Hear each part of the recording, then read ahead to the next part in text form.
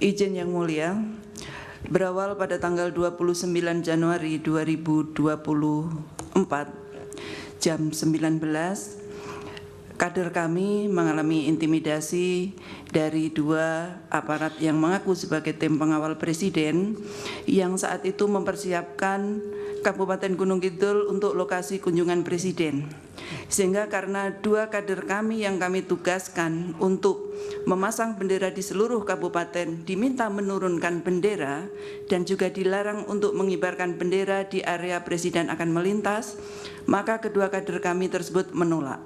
Karena menolak, maka dua aparat yang mengaku sebagai tim pengawal presiden tersebut minta bertemu dengan penanggung jawab dari Partai PDI Perjuangan. Maka diantarlah bertemu dengan saya, yang akhirnya terjadi dialog, diskusi, dan negosiasi, yang kami di situ dipaksa untuk menurunkan bendera, dan dengan tegas kami menolak karena yang bersangkutan tidak bisa menunjukkan aturan bahwa presiden akan datang dan melintas, kami diminta menurunkan bendera. Karena situasi malam itu sangat keras dan memanas, maka terjadilah deal bahwa di area lokasi presiden akan melakukan acara dan wilayah yang ini harus di mana, Ibu? Di Kecamatan Wonosari, Kelurahan Karangrejek, Kabupaten Gunung Kidul, Yang Mulia. Sehingga deal kami adalah jika di lokasi presiden akan hadir, kami sepakat tidak ada alat peraga kampanye. Tetapi di lokasi presiden mau melintas, terus terang kami menolak dengan tegas. Dan jika sampai di luar pengetahuan kami bendera diturunkan, kami sampaikan kepada beliau berdua bahwa kami akan mempertahankan sampai titik darah penghabisan. Selang 24 menit dari jam itu, kami mendapatkan pesan WA dari Pak Kapolres Gunung Kidul yang intinya sama, dan pesannya langsung saya screenshot karena saya takut segera terhapus dan sudah kami kirimkan untuk nanti bisa dibantu ditayangkan. Intinya beliau meminta kebesaran hati saya sebagai Ketua DPC tentang pengibaran bendera. Ketua DPC apa, Ibu? Saya PDI Perjuangan, Yang Mulia. Kemudian saya jawab jam 8:03 kepada Pak Kapolres. Jawaban saya sama seperti di hadapan dua personel yang mengaku sebagai tim pengamanan presiden, bahwa kami menolak untuk menurunkan bendera. Dan kami sudah adu argumen di lapangan, dan dealnya bahwa di lokasi titik objek kami sepakat tidak ada bendera PDI Perjuangan. Tetapi di lokasi yang lain kami akan menjaga sampai pagi. Maka jam 9:30 sebagai Ketua DPC yang merangkap Komandan Satgas, saya perintahkan seluruh Satgas untuk malam itu bertemu dengan kami untuk rapat di rumah makan Layah Kembar, karena kami berpikir sebagai Ketua DPC saja saya diperlakukan seperti itu, saya takutnya di luar sepengetahuan kami bendera nanti diturunkan, sehingga saat itu datanglah 150 Satgas dari 4 peleton Satgas yang kami miliki di Kabupaten Gunung Kidul, dan langsung kami beri arahan untuk menjaga bendera PDI Perjuangan sampai jam 6 pagi, Yang Mulia. Dan saya ikut serta patroli sampai dengan jam 5 pagi karena saat itu kami menerima pesan WA dari Ketua BP Pemilu Pak Bambang Wuryanto jam 00:40 bahwa kami jam 8 diminta menjemput Ibu Puan di Bandara Jogja.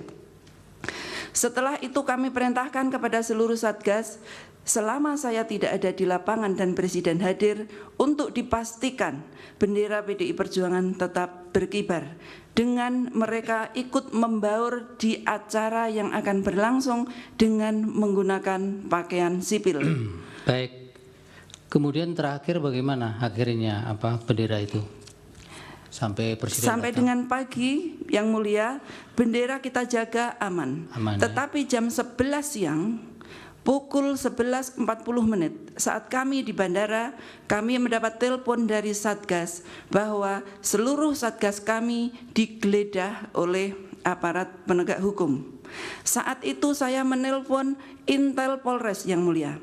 Karena dalam pikiran saya, yang malam itu WA saya adalah Pak Kapolres, saya mungkinkan yang melakukan dari Pak Kapolres.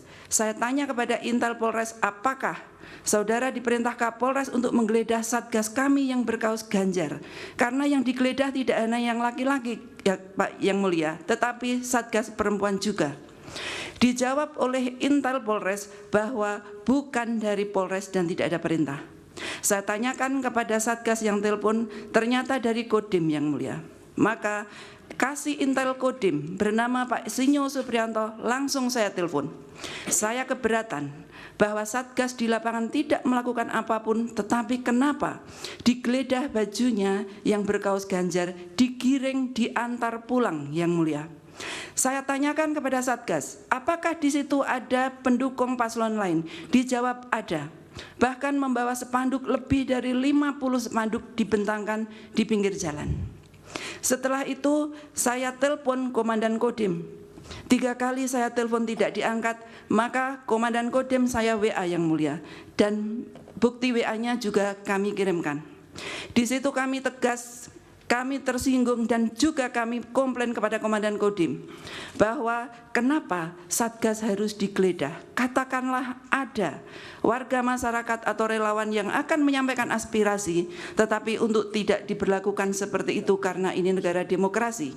Dan saya sampaikan kepada Komandan Kodim bahwa kita pastikan akan bertemu di lapangan seandainya kasih Intel Kodim tetap melakukan penggeledahan kepada Satgas maupun relawan yang ada di lapangan. Selang beberapa menit, Komandan Kodim menjawab WA saya yang mulia bahwa beliau tidak berada di lapangan dan tidak mengetahui hal itu. Tetapi ya, oke, Ibu, yang ini yang berkaitan dengan penganiayaan bagaimana? Iya, setelah itu selang 15 menit kami dalam posisi perjalanan ke Gunung Kidul mendapatkan telepon bahwa ada relawan yang ditangkap dan dipukuli, kemudian dianiaya karena membentangkan spanduk pasangan 03. Saya tanyakan, apakah di situ tidak ada orang yang menolong yang mulia? Dijawab tidak ada yang berani menolong. Saya telepon Immanuel Aprianto Purnawijaya untuk menegosiasi. Immanuel ini siapa? Immanuel adalah kader kami PAC Kecamatan Ponjong yang mulia. Kemudian Immanuel mencoba menegosiasi. Saya beri materi yang mulia. Katakanlah ada simpatisan yang dianggap bersalah atau membahayakan objek, tetapi tidak untuk dipukuli, dihakimi, karena ini negara Pancasila. Ini adalah negara hukum. Silahkan ditangkap tetapi tidak dianiaya. Tetapi negosiasi ini gagal dilakukan Immanuel. Bahkan Immanuel telepon bahwa dia diancam akan ditembak. Disitulah emosi saya bangkit yang mulia. Saya langsung meluncur kembali ke Kabupaten Gunung Kidul dan saya langsung datang ke lokasi sekitar pukul 13.03 dan anak itu masih ditahan. Saya merasa sedih yang mulia karena Bung Karno memerdekakan negara ini dalam pembukaan undang-undang, salah satunya kita merdeka untuk melindungi segenap bangsa Indonesia. Tetapi kenapa ada rakyat yang tidak bersenjata dianiaya oleh aparat yang bersenjata? Apalagi yang dijelaskan Ibu? Akhirnya yang mulia, kami menegosiasi kepada 2 aparat yang melakukan penangkapan tersebut. Seandainya anak itu siapa itu aparat itu?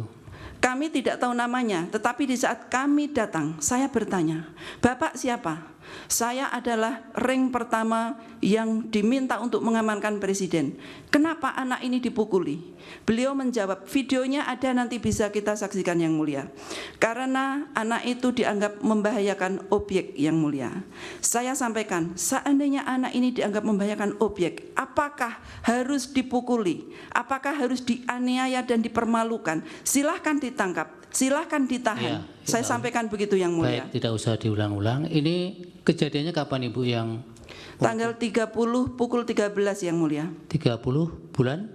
Bulan Januari 2024. Pukul 13.03 menit saya sampai di lokasi. Baik, itu saja ya? Ya, akhirnya si korban saya yang membawa ke rumah sakit umum daerah yang mulia. Terima kasih. Baik.